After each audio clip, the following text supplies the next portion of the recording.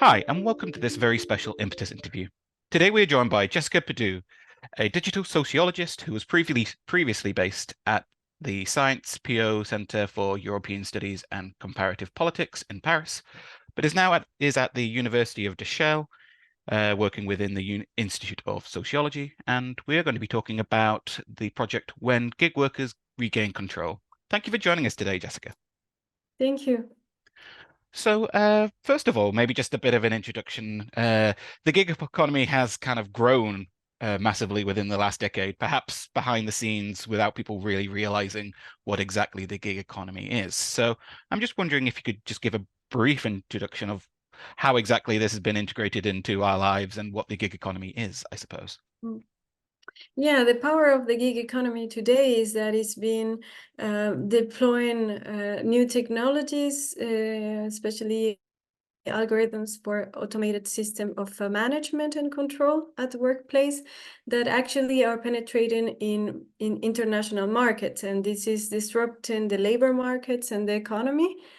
For example, we have Uber that is present worldwide, and this is actually clashing or in conflict with labor rights, with the obligations and the jobs of workers that have traditionally been present in the country.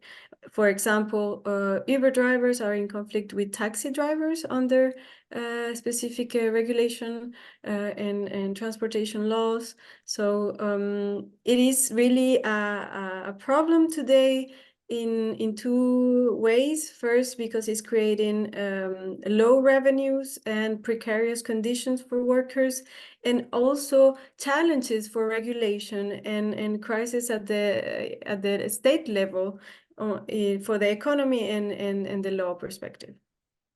So it's a little bit of this sort of gray area in between kind of, yeah, workers, these people, these companies that are providing kind of a middle ground for workers where they can kind of pick and choose how they work, but they lack the protections that perhaps unionized workers or contract workers might have when it comes to the work that they're doing and the competition between those unionized There similar are companies.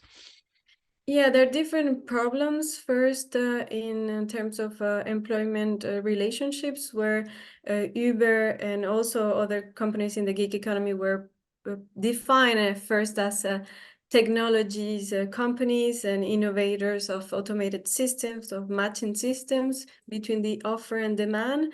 But now they have been regulated. They have been redefined as service providers in transportation that must comply with transportation law or labor rights. On the other hand, these companies like Uber also defined drivers as self-employed, which means that they are supposedly independent, but in science, in scientific research, we have seen, and also unions have proved that there is an employment relationship where drivers are actually employees because they are assigned tasks and fares in an automatic way by the algorithms of these apps. So they have little freedom on when to work, how much to earn. And studies have shown that in the United States, drivers earn less than minimum wage. And this is also what we have shown in France and also in Geneva, Switzerland. So that's really interesting. And with uh, the project when gig workers regain control, you've been working with Uber drivers mostly in Paris, it seems. Could you describe what sort of work you've been doing, what the work the project has been doing, and how that's been integrated with this gig economy community, I suppose?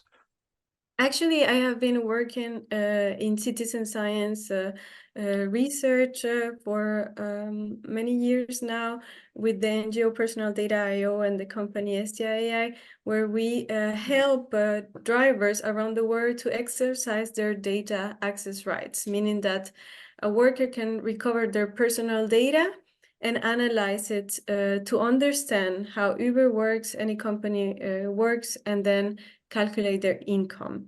So we have now worked more closely with Uber drivers in Paris and also in Geneva, Switzerland. And actually, the project we won this recognition by you. It's is with a cooperative called Maze, where the leader is Brahim Ben Ali, where we actually achieved further work because they are really engaged.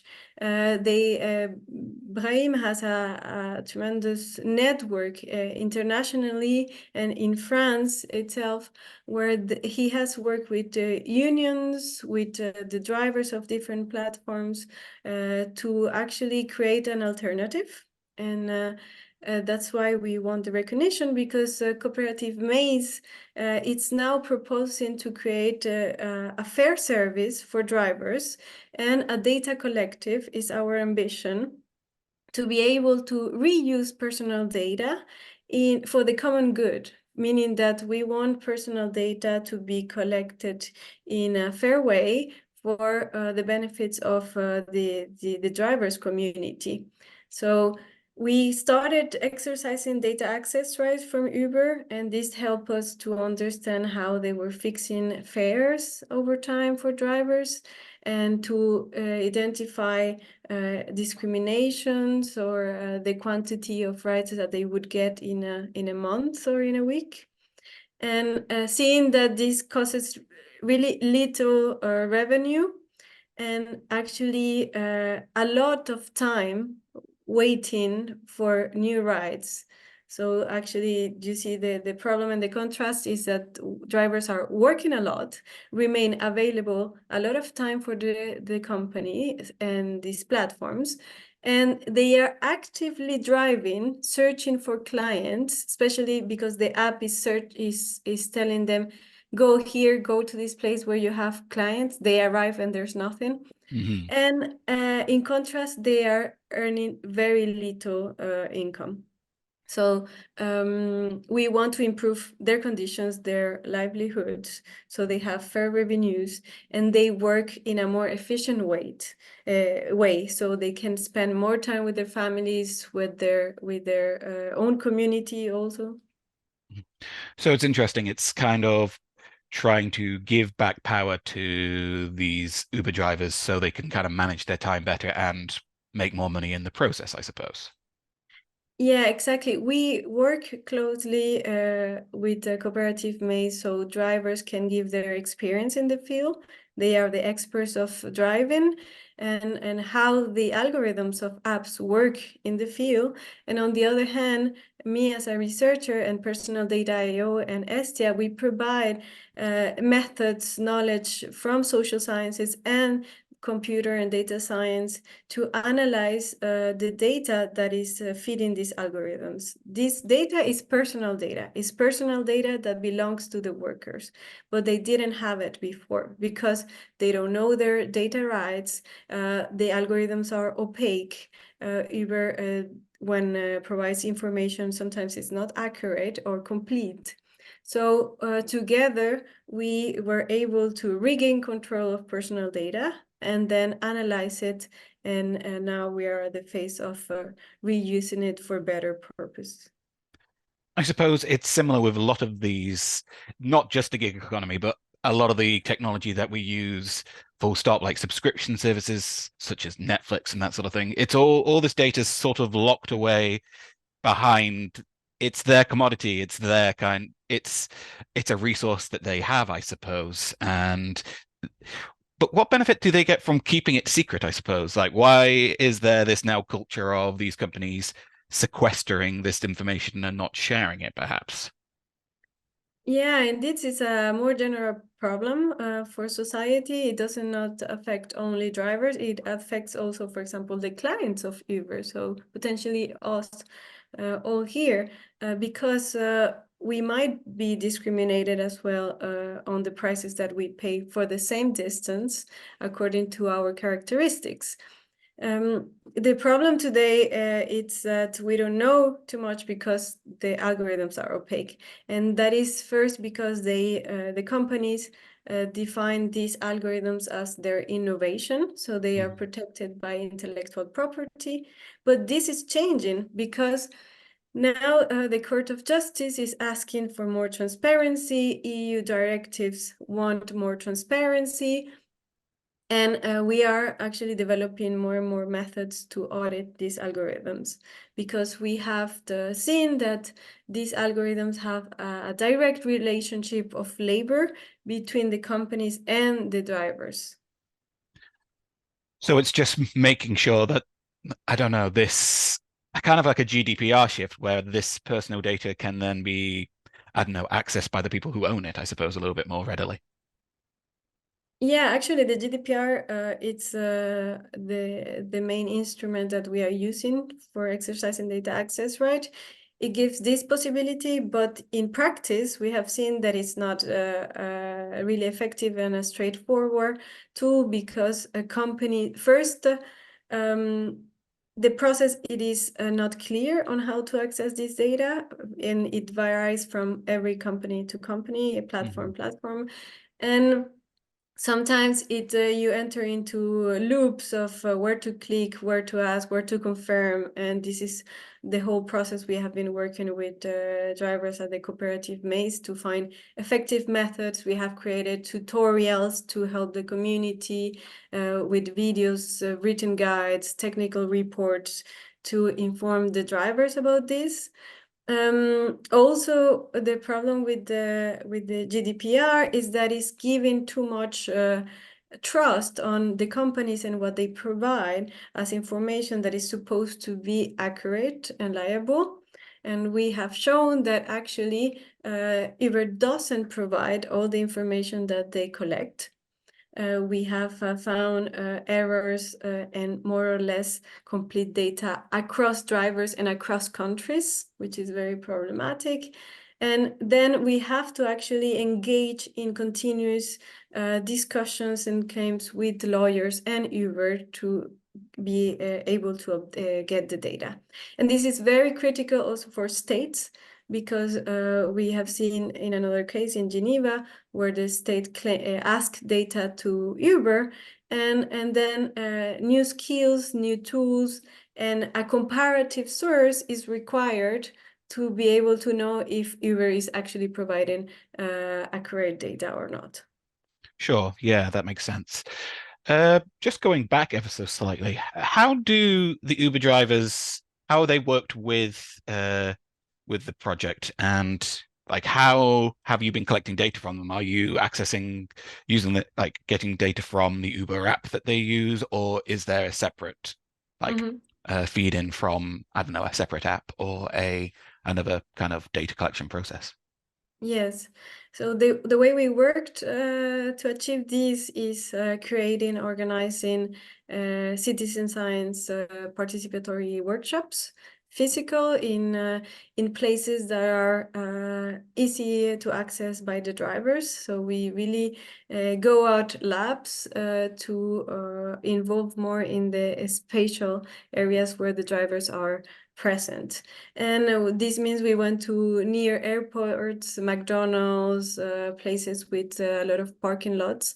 And it was crucial, Brian Benali's role in the community, because he has a lot of visibility. It's a leader that the community trusts. So he's bridging academia with the civic world, and he brought a lot of drivers from the cooperative maze and abroad. He also, it's amazing in disseminating this knowledge, because he creates lives. He has a very big presence in social media.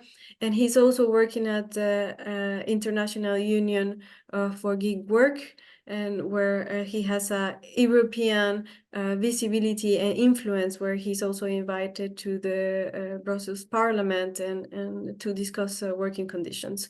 And another element that was crucial, it's the participation of NGO Personal Data IO and the company STI, because together we were able to build tools that allowed drivers, once they recovered their data using the GDPR, They can upload the file into digipower.academy and analyze their data with easy access data visualization statistics that they can read, share with others, and everything is analyzed on the local browser.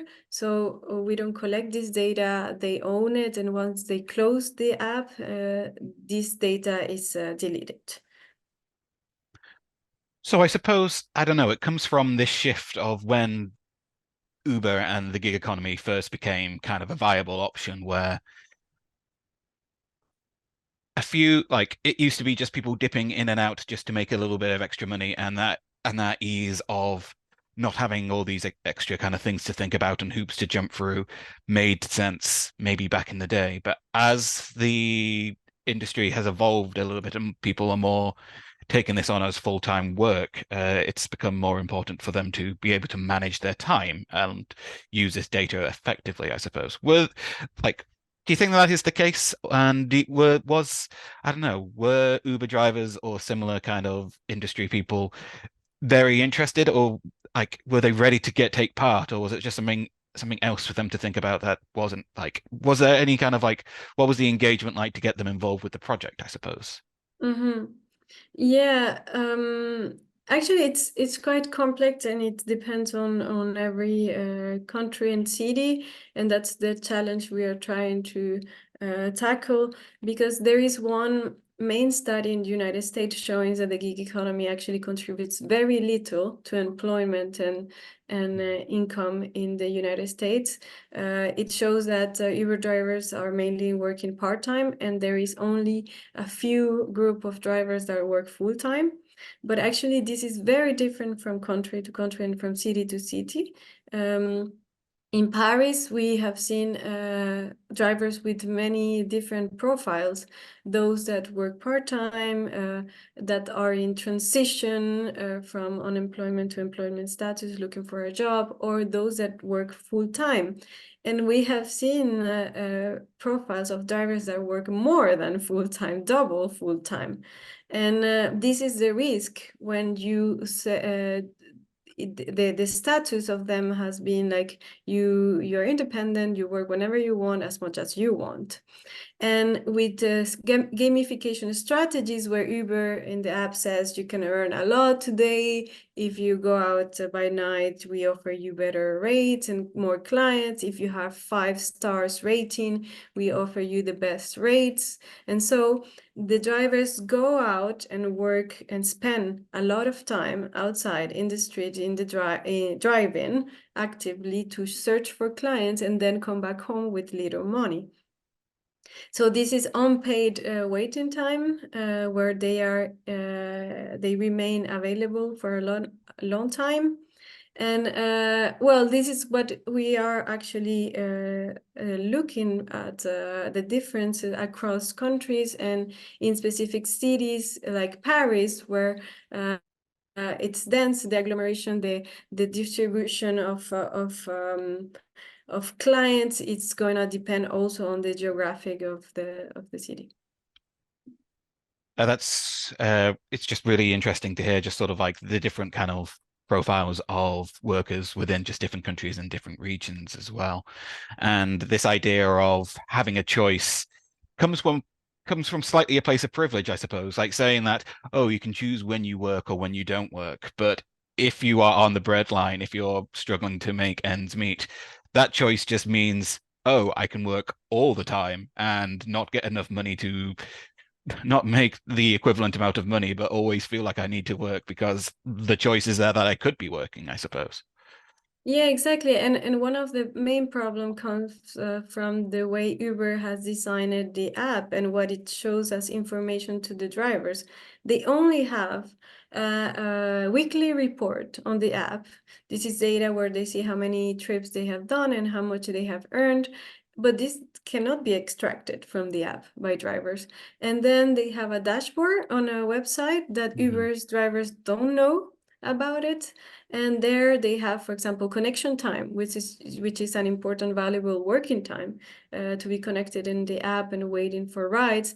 But also this information is not possible to extract by drivers. They only have a payslip in a PDF that they can download.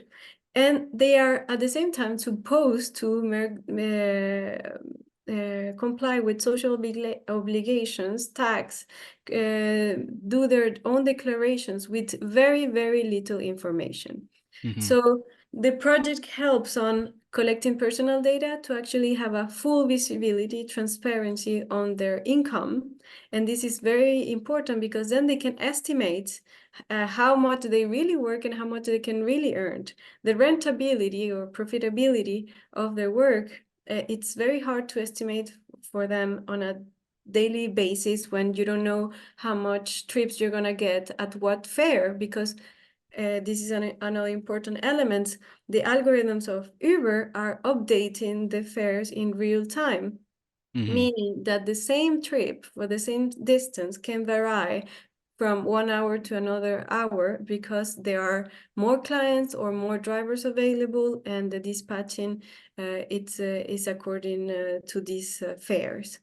So that's why it is super important that drivers regain control of their data, because then they can account for their working time, they can estimate a future income and the instability of their work in order to improve their profession. So you've talked a little bit about the Uber drivers being able to access this information. Can we, can you talk a little bit about, have you provided workshops to these communities about, so you can provide them with data, but it doesn't necessarily mean they can use it or can, I don't know, extrapolate their own. How have you managed to work with these communities to, like, how is this data presented to them? Is it easily accessible? It seems to be, but, and how do they kind of, how easy is it then for them to understand how this data affects their real life shift or Sure. rota? Um, if you give me a second, I will show you the tools. I think this will Sure, be yeah. very useful, um, and explain how we did it. It's here. Okay. So I'm gonna hide this one. It's better. Okay. So what we see here is the DigiPower Academy tools that we developed with Personal Data IO and Estia and the drivers themselves to be able to obtain statistics, and these data visualizations here show, for example, when a Uber driver worked in a specific day or by month or by year, they can see how many trips they did, which days they work the most, and they receive more or less trips by the company, and also at what time specifically they have worked, and how many trips are completed or canceled by the client. Hmm. And then we have detailed information that is extracted from the files that they receive using their data access rights. Then we have other statistics and visualizations, like a map of where are they working the most in specific neighborhoods in Paris, which gives them actually a view on the market. Hmm. And the core of the workshops we did with them, it's actually in anchor in citizen science methods, where we provide tools for understanding personal data in a very visual way, and then they can situate their experiences in this data.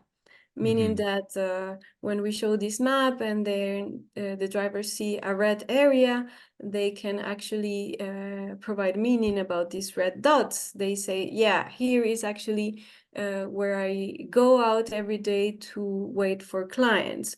Or this is a search pricing area that is showed by Uber as very important to get better fares. Hmm. And then we can cross this information, qualitative data from the experiences of drivers with the qualitative data extracted from the data access rights files and say, well, actually here, when Uber promised you a lot of rights, you did very little revenue money for the past 6 months. Mhm. Uh, Sorry, you might have mentioned this previously, but how is this data collected? Is it data collected from the Uber app, or is it self-reported through like diaries, or is there a separate kind of app that kind of tracks their movements? This is the data that is obtaining exercise and GDPR rights. So Right. the data access rights, once you, and how it works is we create letters, legal based on the GDPR, where we help the drivers exercise their rights. Right. They Okay. didn't know about these rights. And what is actually interesting is that with their input, we know also what kind of data to request. Because, for example, we say now Uber has download portals that give you automatically some data. Hmm. But with drivers, we know, oh, but you're actually also calculating connection time and you didn't provide this data, Right. for Right. example. So this continuous process of the experiences of drivers and our expertise and our investigation, it was very key to obtain more data and then to analyze the data and provide meaning to this quantitative data. This might be a slightly political question. Do you receive any pushback, any from Uber or these companies? Do they kind of send, obviously you're working within the letter of the law, but do they try and send cease and desist? Do they, are they, I don't know, or are they kind of now they've realized Yeah. that we have to kind Mhm. of Yes. comply with these requests and that sort of thing? Yeah, it's a big issue now in court being ruled. The transparency of Uber on their systems and on data collection processes is very poor and bad. And they put blockages on drivers to obtain their data. Actually, we Hmm. have compared also as a client and as a driver how to access your data, and it's much, much easier for clients. And actually, thanks to this project, Brahim and his lawyer has achieved actually complaints filed against Uber, where it is actually ongoing how much they have to pay for violating data access rights. Hmm. So what do you see in the future for the gig economy? Do you foresee that perhaps there could be an environment, an ecosystem where companies are more willing to kind of work with their employees in a more kind of coexistence sort of way? And yeah, or yeah, what would you see for the ideal future for the gig economy, I suppose? I think a critical point is now the organization and unionization of gig workers. Hmm. Unions like departments specialized in digitalization, in gig work, sometimes they're left alone with these technical problems. So I see more the future on collective organization and collective agreements that can be obtained by actually having view transparency on how the algorithms work and how they affect both individually and collectively the gig workers community. Hmm. So I see more organization for fair revenues that provide more stability to workers. This is important because actually some workers, drivers like to work with these apps because Hmm. they have an app, an interface, a technology that it's really improving certain aspects of the occupation that, for example, taxi drivers didn't have before. But I think the future of the gig economy is that they reorient their innovation towards the community, towards social concerns, towards common good, where there is a fair redistribution of benefits between multiple stakeholders. Because if they want to, if platforms want to consider drivers as real independents and they are key in this economy, but they are now assuming the whole economic risk and not receiving the benefits that Uber is receiving. Sure. So when Project When Gig Workers Regain Control received an honorable mention at the 2023 EU Prize for Citizen Science. I was just wondering if what it was like to be recognized at this international level and if it impacted the project at all, and like in the last few months since the categories were announced. So this prize was a huge recognition and very valuable to drivers because we had several meetings and presentation results of the data analysis with the drivers, and they were so happy to see that their efforts actually are valuable for the scientific community, for public policy, and for their own community, because the apps are putting them in distance apart. They need places, and they need new entities that actually recognize their work and actually also provide new networks and new funding opportunities to create alternatives. And I suppose it just goes to show that the power of citizen science, just sort of like having these researchers working with communities with real life issues and seeing those results being recognized must be, yeah, just a great kind of, yeah, a great kind of status to see yourself as. Yeah, this is also, a great recognition for myself as a researcher, because traditionally, or the conventions of academia are under objectivity, neutrality, and I have been for a long time now activist and researcher, and the citizen science methods and its recognition shows that we can produce outputs that are under ethic and legal compliance and values, and that provide outputs that are useful for the community where we are conducting our research. So it's a real exchange of knowledge and recognition and to the works that we are doing together. We are not anymore researchers conducting research of objects, studies, and subjects. We are really working together in research activities for the common good. Yeah, and it's great to see that actually research and science and innovation is actually driving. It's not just in its petri dish in the labs, it's actually driving positive change in the real world as well. Yeah, totally. And I mean, it's part of the ecology of academia. We are funded by governmental institutions. We inform policy makers. We have a weight in decision making in the area where we are working, and we are now in contact with the community itself to also provide benefits to them thanks to the citizen science methods. So we are also contributing to innovation. I think citizen science methods is the way to go, and the prize that we got, it's putting it in a valuable scale. No, that's really interesting to hear. My last question, I suppose, is what does come next for when gig workers regain control? Is there anything coming up in the short term or the long term? Yeah, what comes next? Yeah, so now our ambition is really to create a data collective that will provide new services and tools for the cooperative Maze, who is actually going to be an official partner of the Olympic Games in Paris. We have to develop some new tools, and we just recently won another prize from the City Citra Foundation for an ideation contest. And we are hoping this gives us more visibility for obtaining funding, because it is important to say that bottom-up alternatives and the organizations that and the companies that drivers are creating to be freed from Uber and this kind of economy is actually very hard to obtain. So that's the next challenge.